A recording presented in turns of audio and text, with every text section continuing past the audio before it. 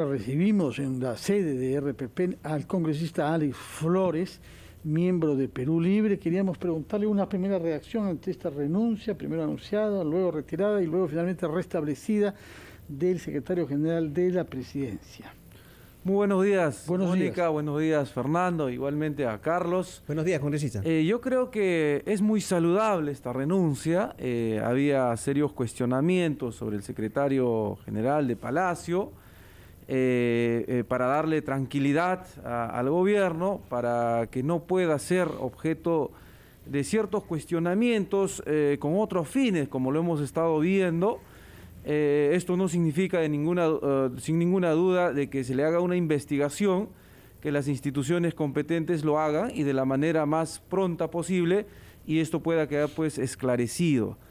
Congresista Flores, en ese sentido, en realidad los cuestionamientos son bastante serios, se habla de presuntas presiones, se han presentado indicios tanto en el manejo de los ascensos de las Fuerzas Armadas como directamente, y probablemente el más grave, al superintendente tributario, al jefe de la SUNAT. Pero esto de alguna manera, ¿considera usted salpica al propio presidente Castillo o el señor Pacheco se mandó por la libre? Yo creo que aquí hay una responsabilidad muy personal del señor Pacheco. Vuelvo a decir que se hagan las investigaciones, Correcto. las indagaciones, ¿no? Y de hallarse responsable, pues que se actúe de acuerdo a ley. Y han estado utilizando ciertos sectores de partidarios políticos para poder vincular con el presidente de la República, ¿no? Y por eso precisamente yo digo que saludo esta renuncia, era necesaria.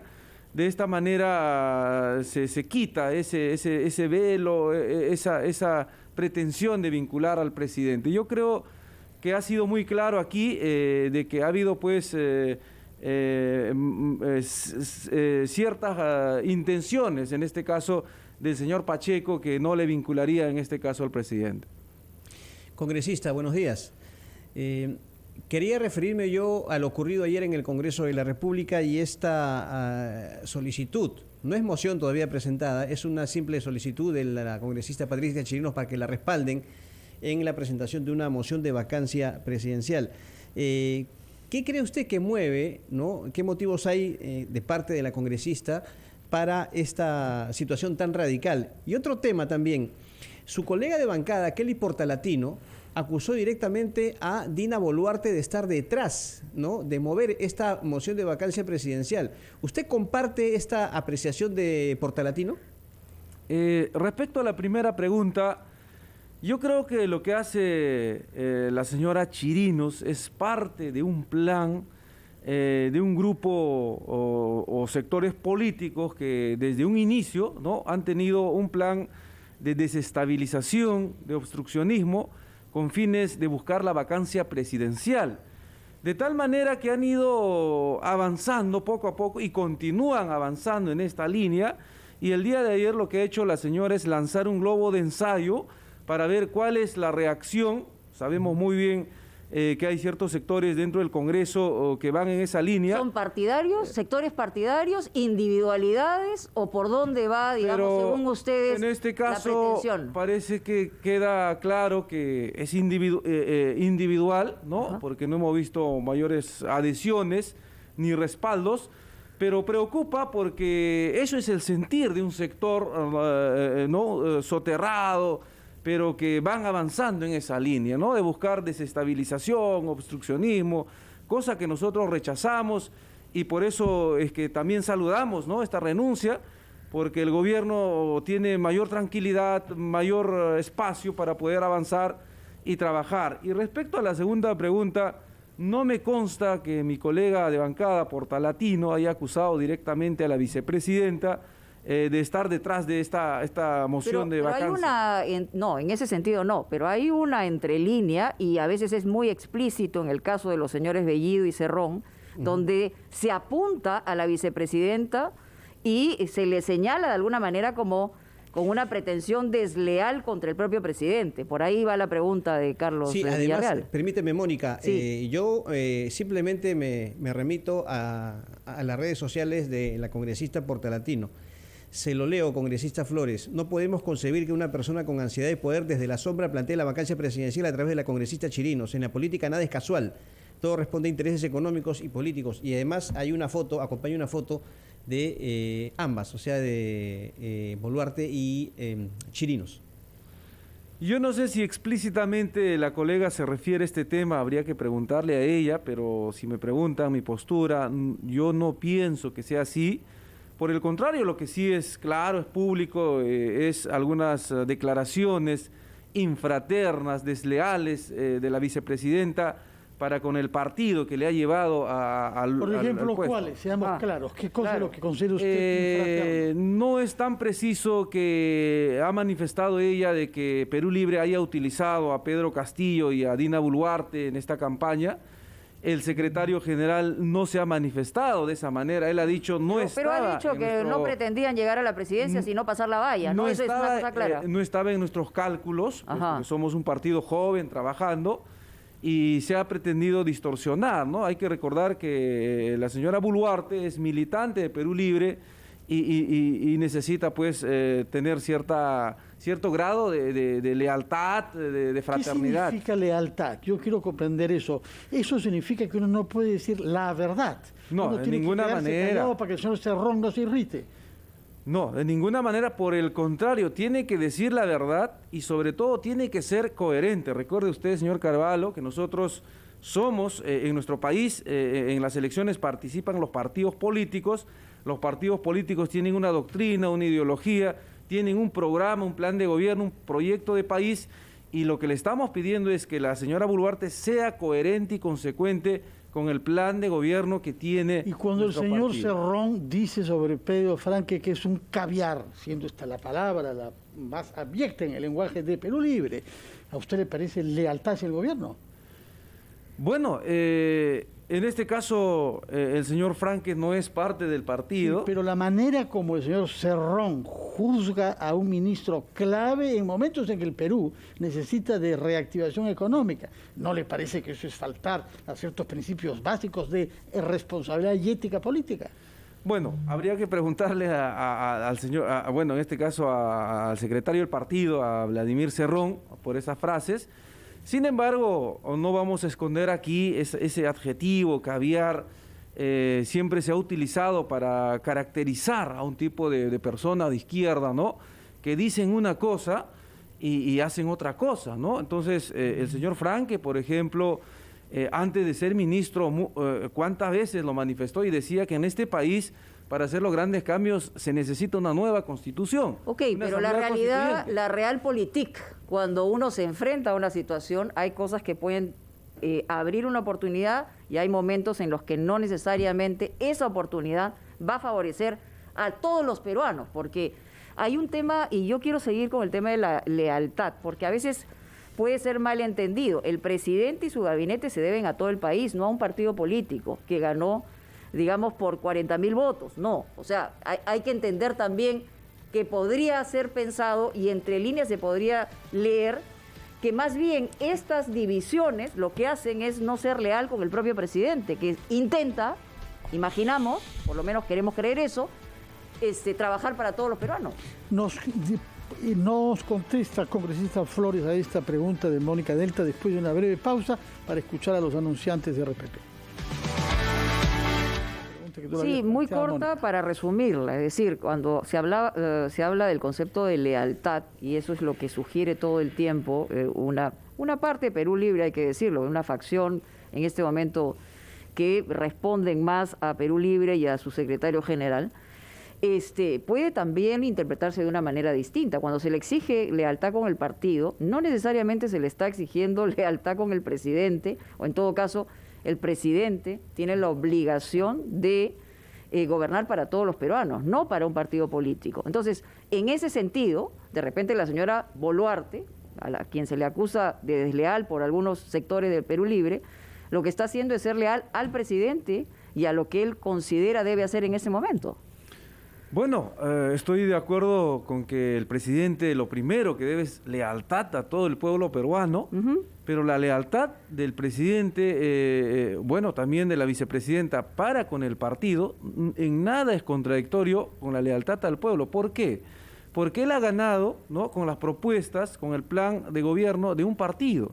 Y el pueblo, un gran sector del pueblo, ha votado por eso y nosotros estamos pidiendo que simplemente sean coherentes, cumplan con lo que se ha planteado. Hay algunas propuestas tan básicas, tan fundamentales, por la cual ha apostado la población: una nueva constitución, la asamblea constituyente, la renegociación de los contratos ley con las empresas extractivas, ingreso libre a las universidades, asignación de 10% del PBI para la educación, para la salud.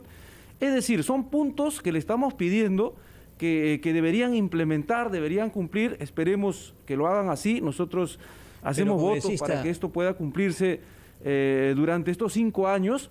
Y cuando nosotros hablamos de deslealtades, es precisamente cuando ellos quieren alejarse, quieren dejar de lado la agenda del pueblo. ¿Ellos? La agenda, ¿Quién es ellos? Bueno, en este caso me estoy refiriendo al gabinete, a la vicepresidenta y eventualmente también al presidente, ¿no?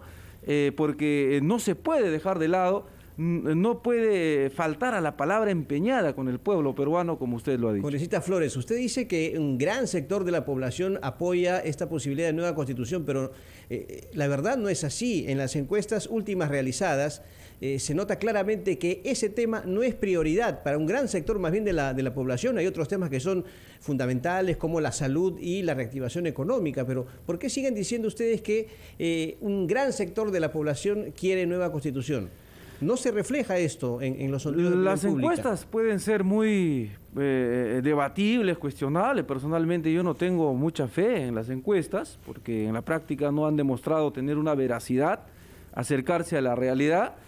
Lo que nosotros estamos pidiendo es que se convoque a un referéndum, se pregunte al pueblo. ¿Por qué tanto miedo de preguntarle al pueblo si quiere o no una nueva constitución? ¿Y por qué tanto miedo de que el Congreso discuta eso como prevé nuestro marco normativo? No, definitivamente. Yo he presentado un proyecto legislativo para la reforma total de la Constitución a través del artículo... Vía Congreso. Correcto, pero entonces correcto. Eso no es convocar, pues, no es mandarse por la libre fuera de la Constitución. El gran problema, Fernando, es que los partidos de derecha, que tienen mayoría de votos, ya han adelantado opinión. Es decir, lo que queremos es que se discuta... Pero eso es parte de la democracia también. O sea, el estamento parlamentario justamente para eso, para que se debate y al final son los votos los que deciden. Correcto.